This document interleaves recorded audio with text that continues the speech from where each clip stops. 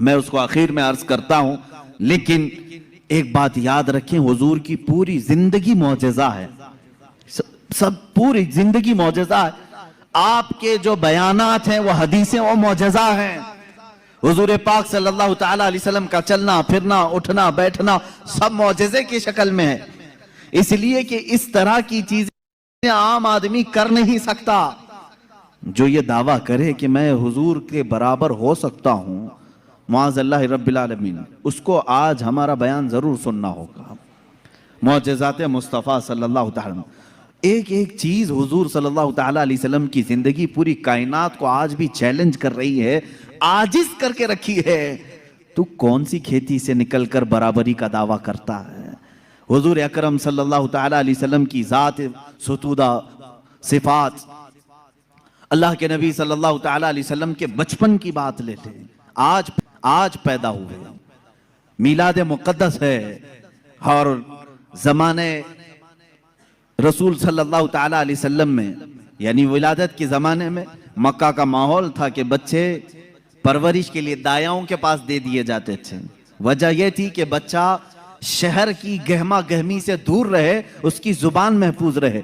देहात वालों की जुबानें वहां अच्छी होती थी, अरबी, और शहर में होता यह था कि हर जगह के लोग मक्का में आते थे, मिक्स ना हो जाए। तो मक्का वाले खास तौर पर अपने बच्चों की जुबान की हिफाजत के लिए शुरू के चंद दिन किसी दाया के पास रखते थे।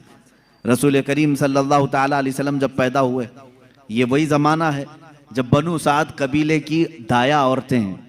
एक कबीला है जिस कबीले की सारी खवातीन, इसी एतबार से बनु साद कबीले की खवातीन मक्का में आई।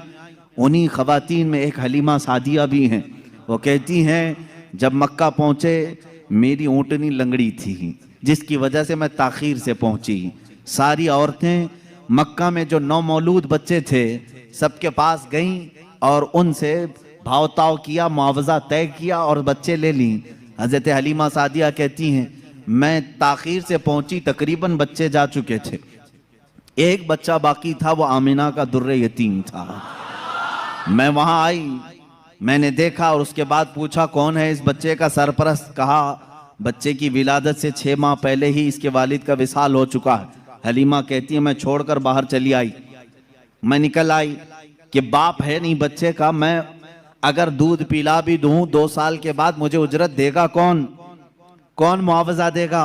वो कहती हैं, फिर पूरा मक्का छान मारी। आज जाने से बेहतर है कि वो यतीम को साथ ले जाएं। यतीम दुर्रे यतीम है, साथ ले जाएं। हलीमा सादिया कहती है, मैं दोबारा वापस आमिना के घर आई। आमिना रज़ी अल्लाह ताला अन्हा कहती हैं, ए हलीमा, सुबह तुम बच्चे को देख कर गई थी, फिर वापस आई। कहा हाँ, हम खाली हाथ जाने से बेहतर समझती हैं कि इस दुर्रे यतीम को ले जाएं।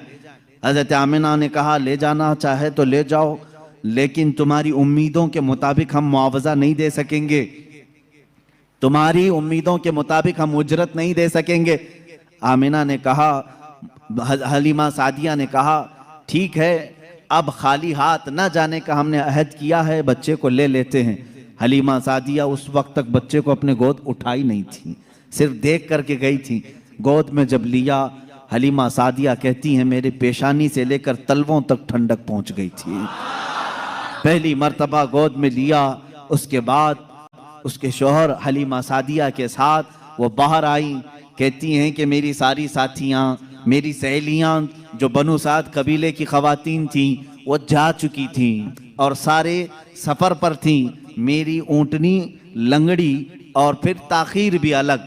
मैं बच्चे को लेकर के उसी लंगड़ी ऊँटनी पर बैठी। अल्लाह अकबर, ये पहला मौजज़ा मेरे आका का है। ऊँटनी जो लंगड़ी थी बिल्कुल सेहतयाब हुई और इतनी तेज़ दौड़ने लगी, इतनी तेज़। हलीमा सादिया कहती हैं, बनु साद कबीले में सबसे पहले मैं हाजिर हुई। मेरा बच्चा जिसको मैं लेकर आई थी, अब्दुल्लाह का दुर्रे यतीम, सबसे पहले बनु साद में हाजिर हुई। और काफ़ी देर के बाद दूसरी सहेलियां हमारी बच्चों को ले आई। उन्होंने आते ही हमसे पूछा, हलीमा तेरी ऊँटनी तो लंगड़ी थी, तेरी ऊँटनी कमज़ोर और लागर थी, तू पीछे रह गई थी, इतनी तेज कैसे आ गई? हलीमा सादिया कहती हैं, हाँ, ऊँटनी मेरी लंगड़ी थी, लेकिन सवार बहुत ही आला था।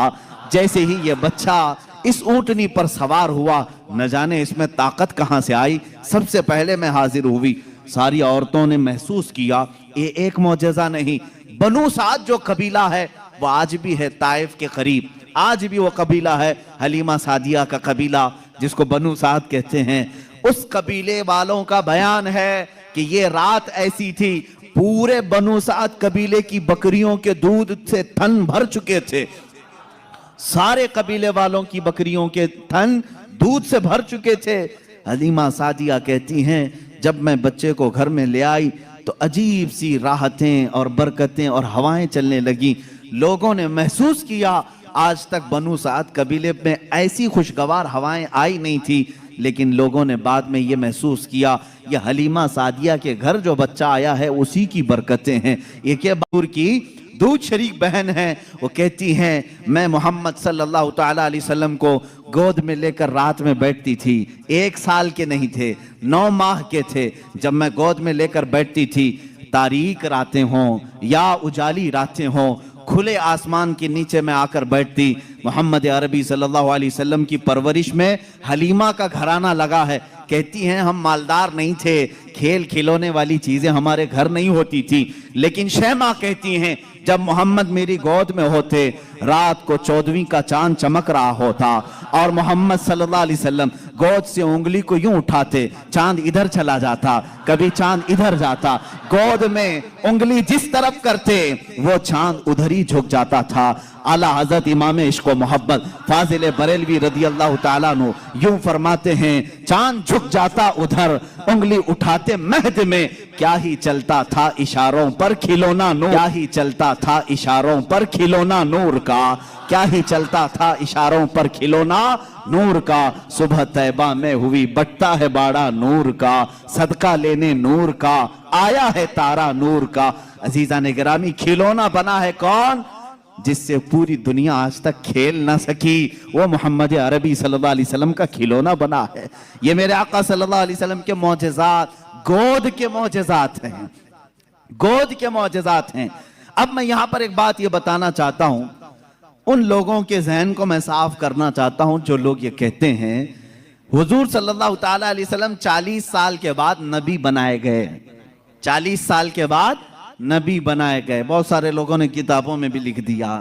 मेरे अजीज बात को समझा करो, नबी बनाए गए ये जुमला तवज्जो,